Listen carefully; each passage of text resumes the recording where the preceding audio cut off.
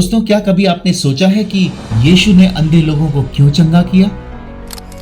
क्या उनका उद्देश्य केवल उनकी आंखों की रोशनी को वापस देना था, या फिर इसके पीछे एक गहरी सच्चाई थी? आज हम देखेंगे कि यीशु का मिशन केवल शारीरिक चंगाई तक सीमित नहीं था, बल्कि यह एक सामाजिक, आध्यात्मिक और जीवन बदलने वाला संदेश था। यीशु ने हमेशा समाज के कमजोर और अनदेखा किए गए लोगों के प्रति करुणा दिखाई। यीशु का उद्देश्य था उनकी शारीरिक पीड़ा को दूर करना और समाज में उनकी अनदेखी को चुनौती देना। अंधे लोग जो समाज में तिरस्कार का सामना कर रहे थे, यीशु से चंगे हुए एक नई उम्मीद के साथ। यह कहानी उस समय की है जब यीशु मसीह यरीहो शहर में यात्रा कर रहे थे। फसह का पर्व नजदीक था और मत्ती रचित सुसमाचार उसके 20वें अध्याय के 29 पद से 34 पद में यह वर्णन हमें मिलता है। यह नगर उस समय तीर्थ यात्रियों से भरा हुआ था और यहाँ सड़क के किनारे लोग बैठकर भीख मांगा करते थे, क्योंकि उन्हें उम्मीद रहती थी कि उन्हें कुछ मदद मिलेगी। इस भीड़ में दो अंधे व्यक्ति हैं जो अपना जीवन संघर्षों में बिता रहे थे। जैसे उन्हें यीशु के आने की खबर मिली तो उनके दिल में एक उम्मीद का दीप जाग उठा। उनकी ये आस्था, उनका ये विश्वास, उनकी ये उम्मीद जो समाज ने कई बार तोड़ा था, अभी भी उन्हें जीने की एक वजह दे रही थी। उन्होंने महसूस किया, यह हमारा अवसर है। वे जानते थे यीशु के पास वह शक्ति है जो उनके जीवन को बदल सकती है, लेकिन यह उम्मीद समाज की कठोरता और असंवेदनशीलता के सामने बहुत चुनौतीपूर्ण था। मरकुस में एक समान कहानी मिलती है। मरकुस के 10 अध्याय 46 पद से 52 पद में मरकुस अपने सुसमाचार में उस व्यक्ति को बरतुलमै बताते हैं जो तिमाई का पुत्र है। मरकुस के सुसमाचार में उसका नाम विशेष रूप से लिया गया है। मत्ती और मरकुस में दृष्टिकोणों में एक समानता है। मत्ती दो अंधे व्यक्तियों के बारे में बताते हैं, लेकिन मरकुस उसका नाम बरतुलमै बताता है। यह कहानी हमें ऐसे समय की बात याद दिलाती है जब समाज में अंधे लोगों को उपेक्षित किया गया था। उन्हें तिरस्कार का सामना करना पड़ता था। यहूदी समाज में अंधेपन को पाप और परमेश्वर के दंड से जोड़कर देखा जाता था। इन अंधे व्यक्तियों के लिए समाज में कोई जगह नहीं थी। वे भीख पर निर्भर रहते थे और उनका जीवन कठिनाइयों से भरा हुआ था। यह वो समाज था जो इन्हें नजरअंदाज करता था, जो इनकी पुकार को असुविधाजनक मानता था। समाज ने इन अंधे व्यक्तियों को चुप कराने की पूरी कोशिश की।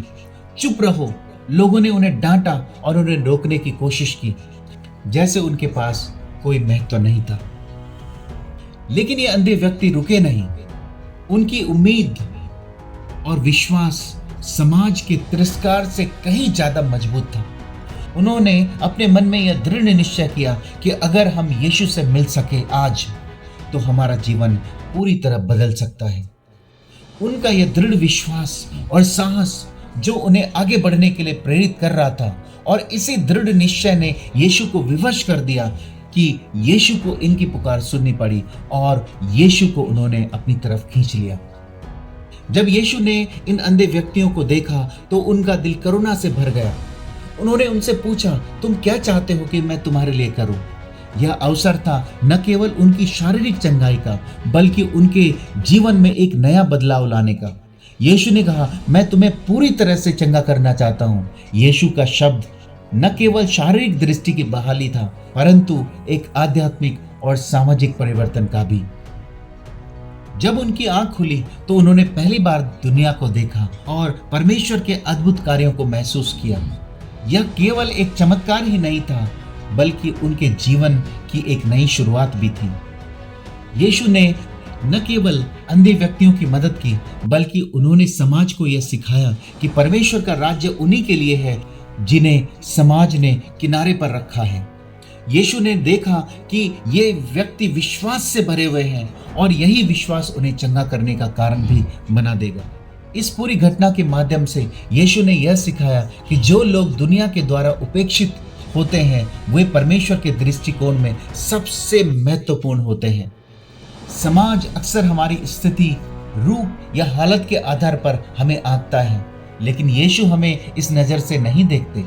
वह हमें हमारी असलियत, हमारी सच्चाई के साथ देखते हैं। जब दुनिया हमें तिरस्कृत करती है, हमें विश्वास बनाए रखना चाहिए, क्योंकि यीशु हमारी पुकार सुनते हैं और वह हमारी मदद के लिए हमेशा तैयार रहते हैं। जैसे इन अंधे व्यक्तियों ने समाज की आवाज़ों को अनदेखा किया, वैसे ही हमें भी अपने विश्वास को बनाए रखना चाहिए, चाहे दुनिया हमें रोकने की कोशिश करे।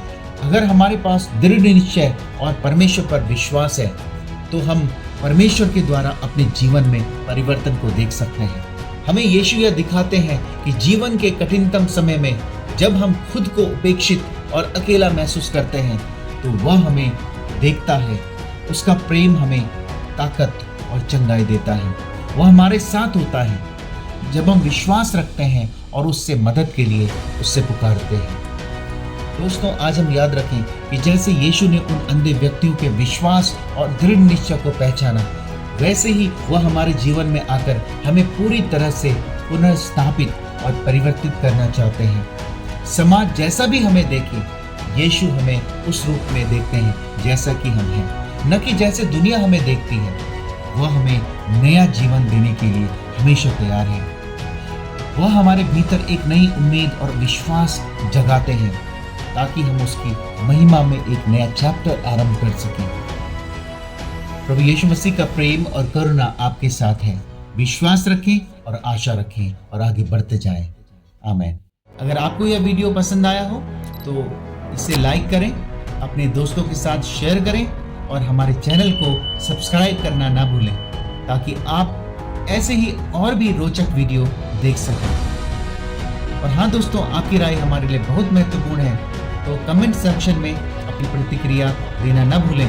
मिलते हैं अगले वीडियो में, तब तक अपना ध्यान रखें, सही विश्वास, समर्पण और परमेश्वर के प्रेम में आगे बढ़ते जाएं। धन्यवाद।